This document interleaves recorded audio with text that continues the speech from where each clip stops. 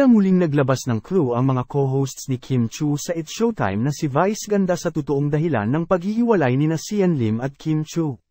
Sa nagdaang episode ng It's Showtime sa segment na Especially for You, tila napagkaisahan nina Vice ganda at Bella Padilla si Kim Chu sa kabila ng pagiging absent nito sa nasabing show dahil sa kanyang taping para sa Pinoy adaptation ng What's Wrong with Secretary Kim. Bagamat wala roon si Chanite Princess, hindi naman napigilan nina Vice ganda at Bella Padilla na magbigay ng komento sa kanilang contestant na ang pangalan ay Zian. Tila hindi napigilan ng dalawa na paringgan ang dating nobyo ni Kim Chu na si Sian Lim. Sa nasabing episode ng It's Showtime, nagkataon na Zian ang pangalan ng kanilang searchy.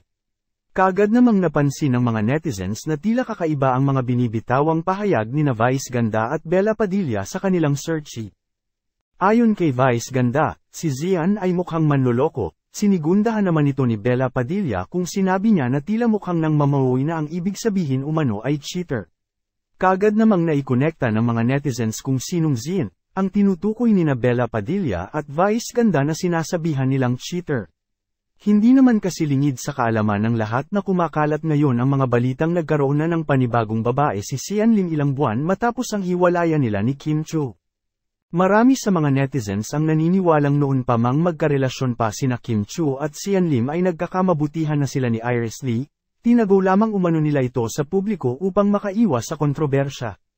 Marami rin ang naghinala na si Iris Lee ang dahilan kung bakit hindi na ipinaglaban ni Sian Lim ang pagmamahala nila ni Kim Chu at pinabayaan na lamang niya itong magtapos.